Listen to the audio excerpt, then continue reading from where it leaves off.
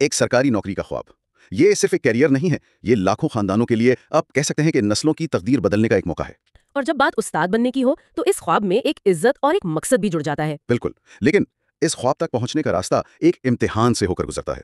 एक ऐसा इम्तिहान जिसके लिए नौजवान अपनी जिंदगी के कई साल वक्फ कर देते हैं। और देखें, यही वो नुक्ता है जहां निजाम की असल आजमाइश होती है। क्या वो निजाम उन लाखों उम्मीदवारों की मेहनत का, उनकी उम्मीदों का एहतराम करता है? या फिर वो खुद ही उनके रास्ते की सबसे बड़ी रुकावट बन जाता है। जी। यही सवाल आज हमारे सामने है। आज हम महाराष्ट्र में होने वाले टीचर एलिजिबिलिटी टेस्ट यानी टेट के इर्द गिर्द मौजूद कुछ बहुत ही संगीन मसाइल पर बात कर रहे हैं। हमारे पास 24 नवंबर 2025 के लोकमत अखबार की एक रिपोर्ट है, और ये रिपोर्ट एक नहीं बल्कि दो अलग अलग कहानियां बताती है। और ये दोनों कहानियां एक ही टूटी हुई तस्वीर के दो मुख्तलिफ टुकड़े लगती हैं। जहां पुलिस ने एक मुनज़्ज़म गिरोह को बेनकाब किया है जो टेट का पर्चा बेच रहा था। और दूसरा हिस्सा?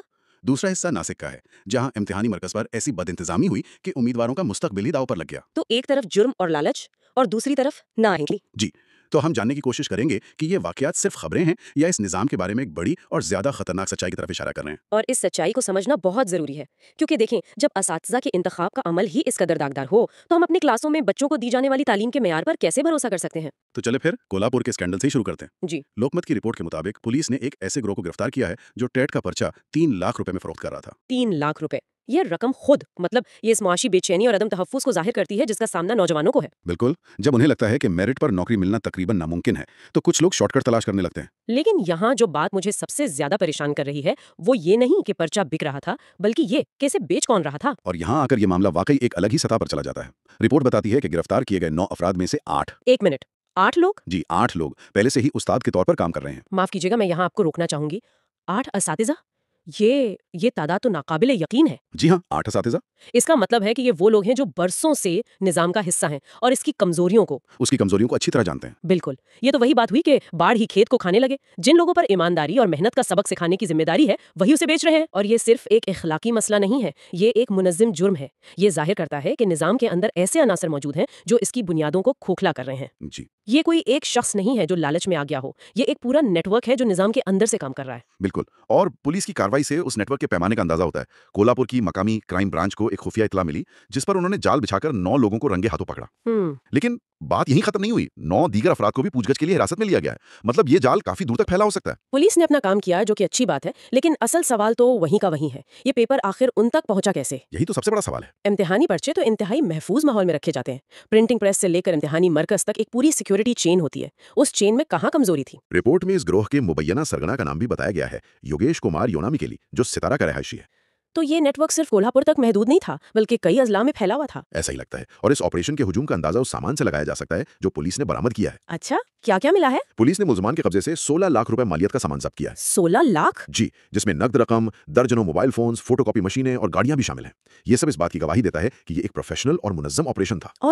और इसका असर क्या होता है जब एक ईमानदार उम्मीदवार जो शायद किसी छोटे से गांव में रहता है, अपनी जमीन बेचकर या कर्ज लेकर शहर में तैयारी के लिए आता है और सालों मेहनत करता है? वो निजाम पर भरोसा कर रहा होता है। बिल्कुल। और जब उसे पता चलता है कि कोई दूसरा शख्स पैसे देकर वही नौकरी खरीद रहा है, तो ये सिर्फ मायूसी नहीं होती, ये इसके एतमाद का कत्ल होता है। जी, ये उसके जहन में ये जहरीला ख्याल डालता है कि मेहनत की कोई कीमत नहीं, सिर्फ पैसे या सिफारिश की कीमत है। और ये ख्याल मुआशरे के लिए बहुत खतरनाक है। तो एक तरफ तो निजाम को जानबूझकर पैसे के लिए तोड़ा जा रहा है, लेकिन क्या सिर्फ यही एक मसला है? आपका इशारा किस तरफ है? कभी कभी निजाम की गफलत और नाअहली भी इतनी ही तबाहकुन हो सकती है, जैसा कि हमें नासिक की कहानी में देखने को मिला। ये एक बेहतरीन नुक्ता है। हम अक्सर बदनवानी को रिश्वत और जुर्म से जोड़ते हैं, लेकिन इदारा जाती नाअहली यानी इंस्टीट्यूशनल नेग्लिजेंस, वो भी बदनवानी की ही एक शक्ल है। जी, ये वो सूरत हाल है जहां निजाम इस कदर लापरवाह हो जाता है कि वो अपने बुनियादी फराइज भी पूरे नहीं कर पाता, और इसका खमियाजा आम आदमी को भुगतना पड़ता है। नासिक में बिल्कुल यही हुआ। वहां अंग्रेजी मीडियम स्कूलों में भर्ती के लिए टेट का इम्तिहान हो रहा था। ये वो उम्मीदवार थे जिन्होंने खास तौर पर अंग्रेजी मीडियम की असामियों के लिए दरखास्त दी थी। तो जाहिर है उनकी काबिलियत अंग्रेजी में परखी जानी थी। जी हाँ,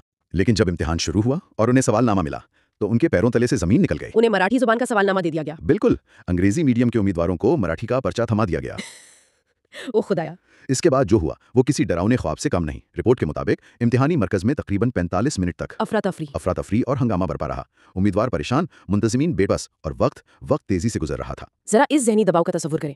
आप एक ऐसे इम्तिहान के लिए आए हैं जो आपकी जिंदगी का फैसला करेगा, और आपको एक ऐसा पर्चा दे दिया जाता है जिसे आप पढ़ भी नहीं सकते। वो 45 मिनट उनके लिए 45 घंटों के बराबर होंगे। आखिरकार 45 मिनट के हंगामे के बाद इंतजामिया ने अपनी गलती मानी और उन्हें अंग्रेजी का पर्चा दिया गया। लेकिन यहाँ कहानी में एक ऐसा मोड़ आता है जो नाअहली को आप कह सकते हैं कि बेहिसी की हद तक ले जाता है। और यही वो मोड़ है जो निजाम की गैर संजीदगी को पूरी तरह बेनकाब करता है। मसला पैदा करना एक बात है, लेकिन इसे हल करने का तरीका आपकी नीयत और काबिलियत दोनों को जाहिर करता है। बिल्कुल। तो जब उम्मीदवारों को आखिरकार सही पर्चा मिला तो उनसे जवाबी कॉपियां सिर्फ 20 मिनट बाद ही वापस ले ली गईं। क्या? सिर्फ 20 मिनट? जी, सिर्फ 20 मिनट। मतलब 45 मिनट की ताखीर की तलाफी के लिए उन्हें इजाफी वक्त नहीं दिया गया, बल्कि उनका मौजूदा वक्त भी कम कर दिया गया। इजाफी वक्त नहीं दिया गया, बस कहा गया कि आपके पास 20 मिनट है। अब आप ही बताएं, 20 मिनट में एक मुकम्मल टीचर एहलियती टेस्ट का पर्चा कौन हल कर सकता है? कोई भी नहीं। ये तो जानबूझकर उन्हें फेल करवाने वाली बात हुई। ये कहना कि हमारी गलती की सजा आप भुगतें। ये नाइंसाफी से बढ़कर है। ये इदारा जाती बेहसी की इंतहा है। ये जाहिर करता है कि उन मुंतजमीन के लिए वो उम्मीदवार सिर्फ रोल नंबर्स थे, इंसान नहीं, जिनके मुस्तकबिल दांव पर लगे थे। और उसका सीधा असर इन उम्मीदवारों के मुस्तकबिल पर पड़ेगा। उनके सालों की मेहनत चंद लोगों की गफलत की वजह से एक ही झटके में जाया हो गई। तो कोल्हापुर में मुस्तकबिल बेचा जा रहा था और नासिक में मुस्तकबिल को लापरवाही से तबाह किया जा रहा था। नतीजा दोनों सूरतों में एक ही है, ईमानदार उम्मीदवार का नुकसान। आपने दोनों वाकयात को बहुत खूबी से जोड़ दिया है। कोल्हापुर मुनज़्ज़म जुर्म है, जबकि नासिक इदारा जाती गफलत है। लेकिन दोनों का शिकार एक ही शख्स है, वो ईमानदार उम्मीदवार जो निजाम पर भरोसा करता है। और जब ये भरोसा बार बार टूटता है तो लोग निजाम से मायूस हो जाते हैं। बिल्कुल। तो जब हम लोकमत की इस रिपोर्ट के दोनों हिस्सों को एक साथ रखते हैं तो एक बहुत ही परेशान कुन तस्वीर सामने आती है। एक तरफ पैसे के जोर पर मेरिट का कत्ल हो रहा है और दूसरी तरफ नाअहली और लापरवाही की वजह से मौका ही छीना जा रहा है। दोनों ही सूरतों में हार उन हजारों नौजवानों की हो रही है जो एक बेहतर मुस्तकबिल का ख्वाब लेकर इस निजाम हिस्सा बनते हैं। जी। और ये वाकयात हमारे तालीमी निजाम में शफाफियत, मेरिट और एहतिसाब के उसूलों पर संगीन सवालात उठाते हैं। देखें, उस्ताद किसी भी तालीमी निजाम की बुनियाद होता है। बुनियाद की ईंट। जी, अगर आप असातिज़ा के इंतखाब के अमल को ही महफूज और शफाफ नहीं बना सकते तो आप क्लासरूम के अंदर मयार की बेहतरी की उम्मीद कैसे कर सकते हैं? अगर बुनियादी कमजोर और खोखली हो, अगर इसमें बदनवानी और नाअहली का दीमक लगा हो, तो आप इस पर एक मजबूत तालीमी ढांचे की इमारत कैसे खड़ी करेंगे? तो इस सबका क्या मतलब है?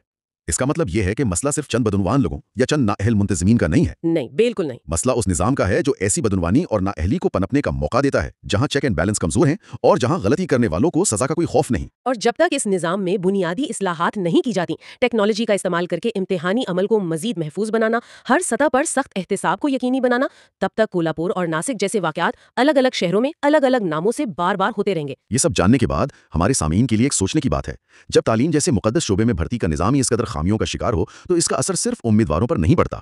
नहीं, इसका असर बहुत गहरा और दूर तक जाता है। इसका असल और तवील मुद्दती असर उन लाखों तुलबा के मुस्तकबिल और पूरी कौम की तालीमी बुनियादों पर क्या पड़ता होगा जब हम अपने बच्चों को ऐसे असातिज़ा के हवाले करते हैं जिनमें से कुछ पैसे देकर आए हैं और कुछ ऐसे निजाम से गुजर कर आए हैं जो खुद नाकाम है। तो हम दरअसल अपनी आने वाली नस्लों को क्या पैगाम दे रहे हैं?